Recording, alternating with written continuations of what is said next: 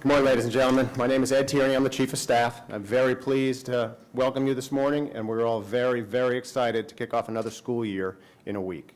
This morning, you'll be hearing from Dr. Fenoy, our Superintendent, Chief Kitzero, our Chief of Police, Ms. Wanda Paul, Chief Operating Officer, Mr. Keith Oswald, Deputy Superintendent, Chief of Schools, Dr. Gonzalo LaCava, Chief of Human Resources, and Ms. Allison Monblo, Director of School Food Service. I'm going to ask that you hold your questions to the end, and at this point, I'm pleased to introduce our Superintendent, Dr. Fenoy.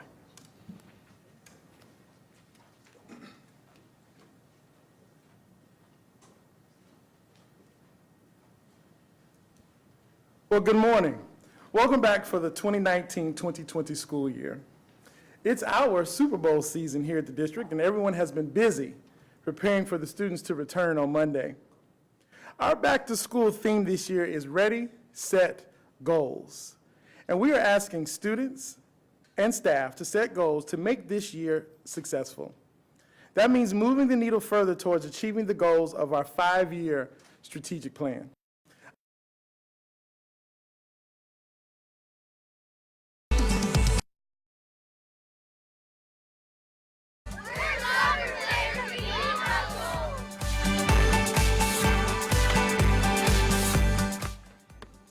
My goal is to get good grades. My goal is to make the Olympic Kites varsity team. My goal is to get an A in math. To get high scores in iReady. My current goal is to further my education in school and one day be a lawyer. I want to learn about astronauts in space. I want to be an artist. I love robotics, and the next VEX robotics competition my school participates in, I'd like to place highly in. It's all about brain power. I would like to get good grades this school year so I can become a surgeon in my future. I really hope to be able to just expand my communication skills and being able to just work as a group and share my ideas better. My goal is to apply to as many scholarships so that I don't have to pay for college and I can go for free. To have fun and to participate in school events. My goal for this year is to learn drum set and jazz band. I'm band captain, and my goal is to motivate the band and make it to finals and states. I want to write a lot of stories. I want to practice my writing. I want to be better at science. I want to read a lot of books. I want to be nice. I want to read. What are your goals this school year? Ready, set, go! Have a great year! Well, I think that video is a testament to just how excited not only we as staff members, but our students are to get ready for another school year. So once again, we are an A-rated school district, and that is no small feat to have 2 years in a row being rated an A-rated school district. So very thankful to everyone for that. 66% of Palm Beach County schools are rated an A or B. 76 schools are rated A. Again, tremendous work by the faculty and staff and all of our students here in the school district of Palm Beach County.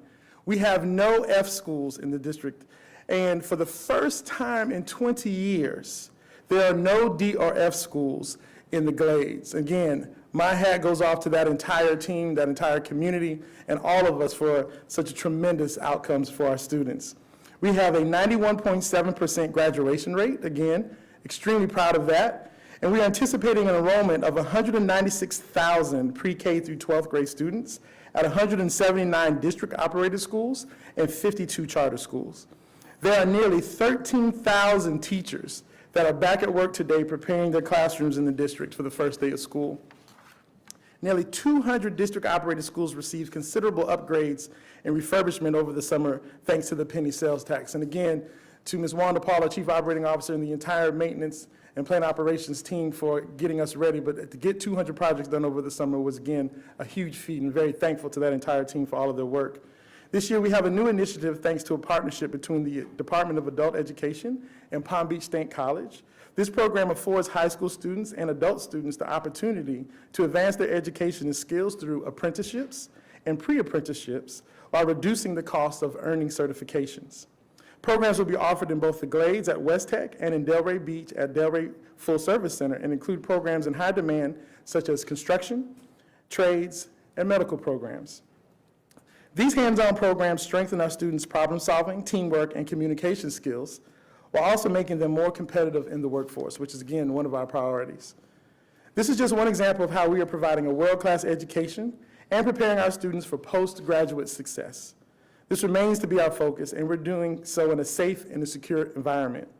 Members of the team will be sharing with you the efforts that are being made at our schools to address the wellness and health of the whole child through newly implemented mental health initiatives. Chief Kitzrow, who will be here shortly to discuss where we are with school security, we have made it our mission to ensure that we are at 100% compliance with school security mandates at both district-operated and charter schools by August 12th for the entire school year. Again, very, very heavy lift. I want to thank Chief Kitzrow and his entire team. I want to thank the board for giving us the resources and the approvals to move forward to secure all schools in the district. To that end, the school board allocated $4 million to assisting charter schools in their security efforts. At this time, again, I am very, very excited to start another school year. A lot of hard work has gone into getting us ready, and a lot of hard work will continue to get us through the year. At this time, I'd like to turn the podium over to Chief Frank Kitzrow, who will speak more specifically about our school security efforts for the ensuing school year. Thank you.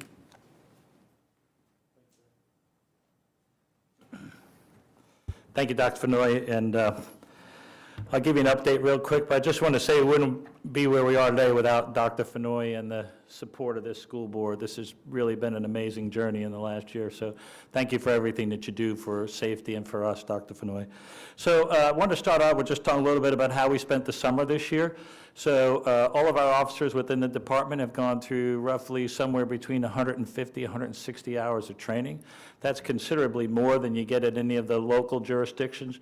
We hit things like high liability, active shooter, all those types of things, leadership training, policing in the secondary school environment, advanced school-based policing, and a number of other topics as well. One of the other things that's really important is this fall we're getting ready to launch a new computer-aided dispatch records management system that we're going to have online by Friday, and that's changing the dynamics of how we report incidents and also how we track the things that are happening in schools, and so that took a lot of training time as well. I want to thank the district for all the vehicles and the equipment and all the things that we've received over the summer, and we're continuing to do so as the school year starts as well. One of the things that's really important that you're going to see out there is an enhanced or increased visibility at every campus. As Dr. Fenoy said, we will have an armed security person on every campus in this district, including the district schools and charter schools by next Monday. And then included in that is our safety measures that we'll be taking, some of which I can talk about, some of which I can't. But the one big thing you're going to see when we get to football season this year is we are going to be using a system called Easy Texting. And so what that does is when you come to one of our stadiums or facility, you can text to a number and we can provide you with safety information regarding what's happening on that campus or event at the time and those types of things. So that's going to be a big one for us because obviously communication is an important part of safety. As we spent this summer working on prevention and intervention and diversion, safety, security, reunification, emergency response, all those type things. And so as I talk about communication, the one other thing that I want to say that's very, very important, this is a message to all of our students and all of our parents. When it comes to school safety, we are all school safety. Everyone has a role to play. If you see something, say something. I want you to come forward to our police officers. Go to an official on your campus, anyone, local police. You see the things that are happening in the news and around the country with these shootings, and these folks just don't fall out of the sky. They give signals, and one of the things we want to make sure that we're really pushing to our students and parents this year is we all have a stake in this. If you see something out of the ordinary, say something, report it. It's very, very, very important. And to that end, the state has launched a Fortify Florida app, as you already know, may already know, And in that app, it gives us the ability to take reports of suspicious events, activities, anything that people want to report. It comes to us. We monitor it 24 hours a day.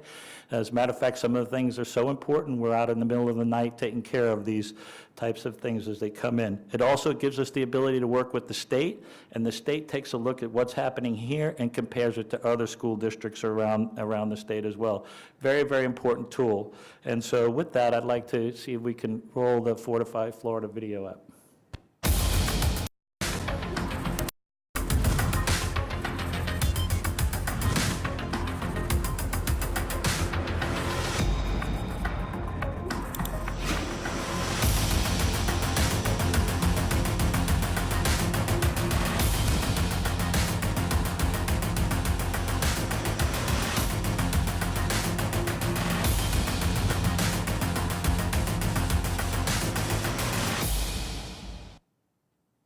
It's really going to be an important tool for us this year, so we want to really make sure that we get the information out to our students and parents about the Fortify Florida app.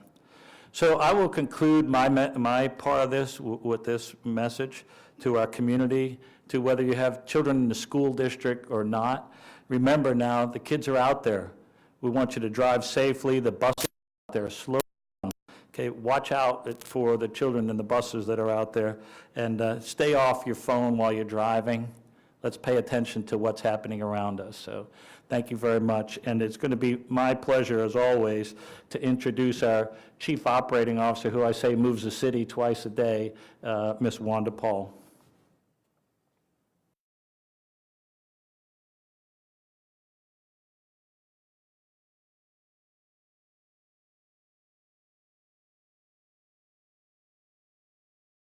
Going to need to do this wonderful over the summer and during the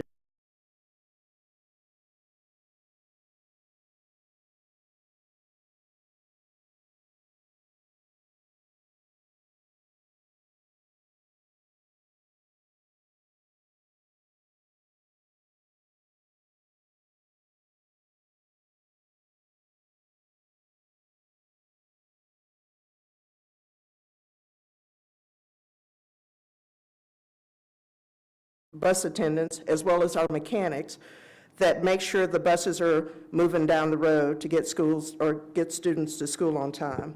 We have over 300 maintenance and plant operations employees that are checking all of our systems to make sure that they're functioning for the first day of school and throughout the year.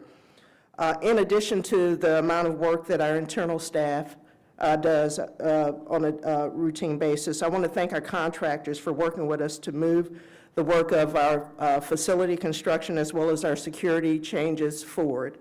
Most importantly, I want to thank the community of Palm Beach County for passing the penny sales tax, which allows us to do this important work on our facilities. So with that being said, I'd like to show you a short video.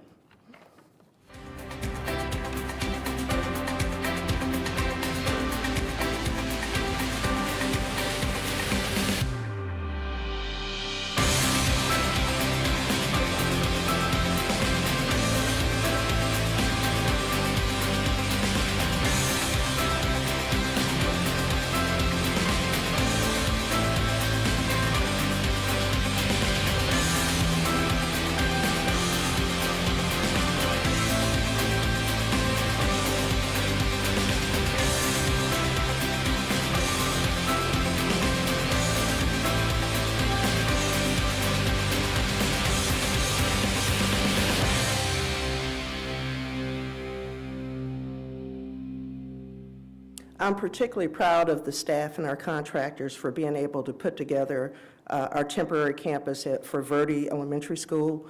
It's going to be used for Verde as well as Addison Mizner, and that actually took a Herculean effort to get that together. In addition, I want to thank jointly the maintenance department, our maintenance and plant operations department, as well as our facilities construction department, for managing more than 500 projects at 100 schools. And a lot of these projects will be ongoing throughout the school year. And the total budget is a value in excess of $275 million. So that gives you the scope of work that we are doing, ongoing work we have in the district. In addition, we have big yellow buses, and they'll be on the road Wednesday and Friday, August 7th and 9th, for mock bus runs. There are about 657 routes this year, and again, we have close to 700 drivers that will be driving our buses. Route information is posted on the district website, Find My Bus, and will be available today. Our transportation call center number is 561-357-11000. Hours of operation are from 6 to 6, Monday through Friday, and this Saturday and Sunday, August 10th and 11th, we will be manning the phones from 8:30 to 2:30 p.m.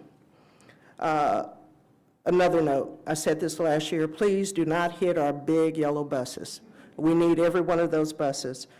With the penny sales tax, we've been able to buy 238 new buses. In addition, we plan on purchasing 80 more buses this year. And 2 of our new buses are outside for your tour to give you an opportunity to see, how our students are on the buses. And just really proud of what our community has been able to do for our students. Without further ado, I want to pass the mic to Allison Monbleu, our Director of Food Service, and she'll tell you about food. Thank you.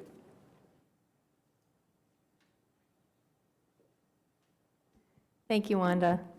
So our managers are back today, and our staff is back tomorrow, and we are so very thankful because we literally get to provide food for thought.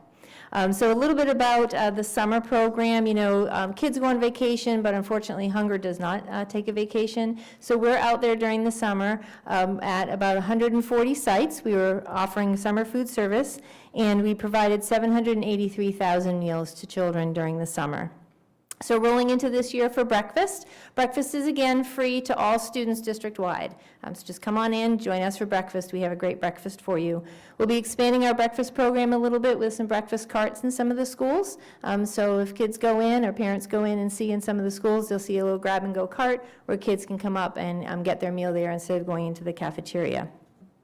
So for lunch, we have meal benefits. You can apply online for meal benefits. You might be able to qualify for free meal benefits. Reduced meal benefits are 40 cents for lunch. Also, our paid meal price is $2.05 at elementary schools and $2.30 at middle and high schools. We have a 4-week menu cycle, which we try to keep a variety of meals in our menu. And every day, elementary school kids get 3 meal choices for entrees. And in middle and high schools, we have about 6 or 7 entree choices every day. All lunches offer the choice of an entree with some fruits and vegetables and a milk. And just a fun fact, last year we purchased 1,459,000 pounds of apples. If we had an apple orchard, we would need at least 1,780 apple trees to meet our needs. We do also work with local farmers to bring fresh produce in right from the fields into the schools. That happens about every once a week at least. We have fresh produce from our farmers. We also have registered dietitians and a chef on staff that are creating new menu items all the time. Rolling into this year, we have a new crispy chicken salad, a mandarin salad, falafel. We have a chicken parm sandwich and sub club, to just name a few of the items. Our supper program, we began that back in our 2015 school year. We had 50,000 meals served in our sites at that point. We've expanded to 74 programs last year where we served 975,000 suppers district-wide. We're going to continue to expand that this year. Our high school reengineering program, our 7th school, high school reengineering, is opening up at Seminole Ridge on the first day of school. This program transforms the standard cafeteria to uniquely branded restaurants. Students can choose from over 26 entrees every single day that stay standard. They go into lines, either Asian Experience, Cafe Solimar, Gourmet Deli, Beyond Burgers, and Fresh and Fast. Also, for the staff, press, if you'd be welcome to join us on Thursday, August 8th. We're having a test tasting with some kids at Pierce Hammock Elementary. They're going to be able to try some of our new menu items and give us some feedback. So thank you very much. And now Ed Tierney, Chief of Staff, will come up and introduce our next speaker.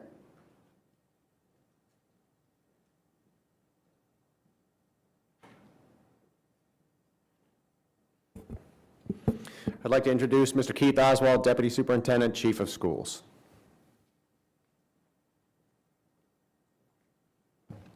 Thank you, Mr. Tierney. And good morning, everyone. Listening to Allison, I don't know about you all, but I'm getting a little hungry here as we get close to lunch. But on a more serious note, I want to talk first about mental behavioral health support services. Thanks to the referendum that passed last school year, we're able to offer a lot of resources to our community when it comes to behavioral and mental health. So what's new? So first, when it comes to this topic, every single school will have a new position called a school-based mental health provider. So these are going to be at every single school campus. These individuals, your Chief Kitzrow talked earlier about getting on the front end, the intervention, the prevention side of support. So this is a new position at every school that will work closely with our school counselors as well as our school psychologists. Now, we also hired additional 40 school psychologists. Now, on top of that, now picture all these resources in every school. We also have what we call co-located services. These are school-based mental health providers through an agency partner. And this is all thanks to, again, the referendum dollars as well as the Stoneman Douglas dollars that we received. And 100 of our campuses will have these co-located services. So agencies such as Center for Child Counseling, DATA, the Falk Center, Parent-Child Center, Ruth and Norman Rails Jewish Family Services, Multilingual Psychotherapy, and Center for Trauma. We also have additional agencies that are in process of being able to provide these resources on our campuses. Again, so parents, if you have any kids who are experiencing challenges, behavioral or mentally, to, again, reach out to these support services on our campuses. In addition, starting this week, all of our teachers will be provided training in mental and behavioral health support. Up to this date, throughout our entire district, we've trained over 3,500 individuals in youth mental health first aid. That's a 6-hour course where it talks about the awareness of mental health and what to do around and support individuals around mental health issues. In addition, new this year, all of students in grades 6th to 12th grade will receive 5 hours of mental health training, and this will be in areas such as suicide prevention, impacts of substance abuse, depression, recognition of signs of mental illness, and coping mechanisms. So these are additional resources that are out there for our campuses. And one area that parents may not be thinking about to pay attention to, but I have to tell you all, it's an epidemic happening in our community when it comes to the electronic nicotine device systems. You all know it as vapes. We've seen a 50% increase last school year alone in tobacco usage. Now, parents need to pay particular attention to what their kids are doing. These devices do have nicotine. They're highly addictive. So parents should pay attention. These can hide right in plain sight, in highlighters, and flash drives. So parents, please pay particular attention. If you see an issue, reach out to all of these resources that are on our school campuses for behavioral and mental health support. We feel that in our community here, we're going to be a leader when it comes to these type of support and services. Also, as you get ready for the start of school, immunizations and physicals is a priority. If you're not sure about what your child needs for new grade, please go to our district homepage under the parent link, and you will find all of the requirements for immunizations that are required for this upcoming school year. Also, talk about some new choice programs. Choice programs is what makes this a wonderful school district. We have a couple of new programs starting this year. Over at Lake Worth High School, we have, in partnership with Junior Achievement, 3DE Business Management and Analysts. Also, our cybersecurity, extremely popular. We're adding at Palm Beach Central and Wellington High School, a STEM elementary program at Elbridge Gale, dual language at Forest Hill High School, and environmental science at D.D. Eisenhower. Also, kindergarten through 8th grade students will also see some new math materials this year, and at the elementary, as well as a new electronic adaptive technology called Success Maker. You see these wonderful flat panels up here? These are now currently in almost 3,000 classrooms throughout our community. Again, this is thanks to the penny sales tax. We've trained over 3,500 teachers on how to use these in their classrooms. And you probably don't realize, but in Palm Beach County, we the world in the number of Google certified educators with over 1,600, as well as numerous Google certified trainers. So just amazing. Also, on top of all of these great flat panels, because of this, the penny sales tax, we have the projectors, over 3,200 projectors updated in our classrooms, close to 4,000 document cameras being used in our schools, and close to 4,000 microphones for audio enhancement have been updated in our classrooms. So at this time, just to give an update about hiring and where we are with that, I'm going to invite Dr. Gonzalez-Cava, Chief of Human Resources. Good morning. I know this is a very exciting time. Everybody keeps talking about it at the Wellington soccer fields, all the way down to Jupiter and Boca. I know my kids are excited to go back. My son told me that he's extremely excited because this is his last year in elementary school. But I think the person that's most excited is my wife. She told me as soon as they go back, she's going on vacation. She's had enough. But in all seriousness, I have to tell you, our number one goal in HR is to hire talented teachers and put them in front of every single child. And I have to tell you, my group in HR has done a stupendous job because they've traveled up the East Coast. They've traveled everywhere in the state of Florida, and because of that, we have one of the lowest vacancy rates in the history of Palm Beach. So just to give you a couple of facts, we have about 166 vacancies, but we've hired about 1,000 teachers in just a couple of months, but you know, a couple of months now. Also, our vacancy rate's 1.27, and we always strive to ensure that we keep that under 2.0. So they've done a lot of great work. Just to give you a little bit more fact, a couple of more facts, our highest subject areas that we're in need of is special education, elementary education, and also English education. So we're going to continue to look for those type of teachers, but also to do a little commercial here in front of you. If you're interested in teaching, you've retired, you step back because of parenting or whatever, we're always opening to bring you back. We'll help you through the process, but we are in need of teachers all the time. Also, we've done a great job working with operations and closing the amount of vacancies we have for bus drivers as well. So with that, we will continue to monitor our vacancy rate. I know we have some schools that have 3 or more vacancies out there, so we continue to monitor them and continue to support them. With that, that's all I have for you right now, and thank you very much. And with that, I'm going to introduce Ed Tierney back to the podium.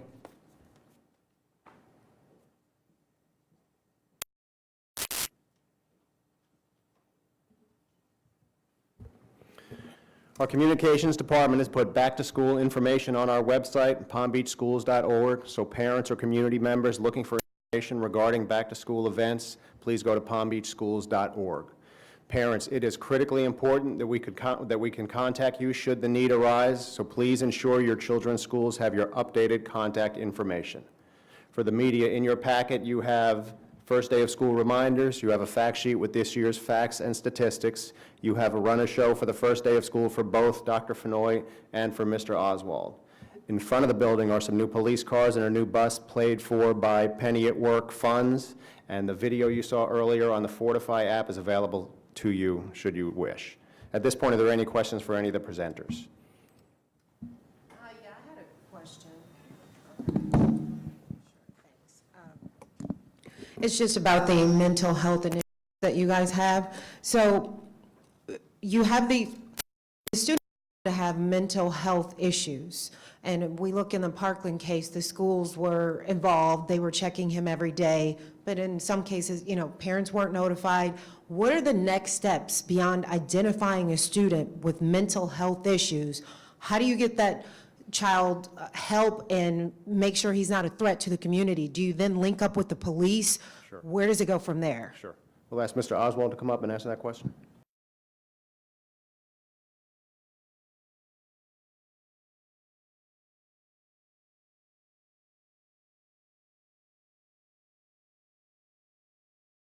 School police works very closely with the school police officer on a school campus to let them know, who will then in turn work with the school administration at that school. At that time, they'll have what's called a threat assessment team meeting, where they'll sit down and talk about that particular issue and what the next steps are to make sure that that student gets the resources and supports that they need. Now, on the other hand, if there's a situation where a student is having a hard time in school, or a parent wants to make a referral, a teacher wants to make a referral, anyone can make a referral for a student who's experiencing some challenges. So it's a great topic. And now, what I talked about earlier, we have a behavioral health professional, we have a school counselor, we have school psychologists, we have our co-located services. We have a comprehensive team on every school campus to make sure that that child is getting the support that they need. So once the threat assessment team is involved, and if this child is identified to be a threat, do you then check with the parents to see if they have guns in the house, if the child can get access to guns? If it's if it's a serious threat that we need, school police will follow their normal protocol to check a home if needed. They'll go through their process if it meets the level of a criminal type of threat. They will definitely follow up in detail, and we've done that and have been doing it for forever. So that will continue to be in process.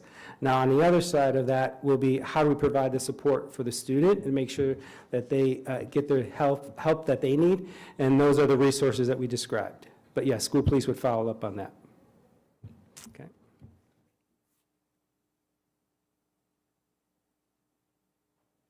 Any other questions for any other presenters? For Chief Kitsero, if you could explain the texting program, if the incident last year at Palm Beach Central kind of Sure. led itself to developing. Sure. Chief Kitsera.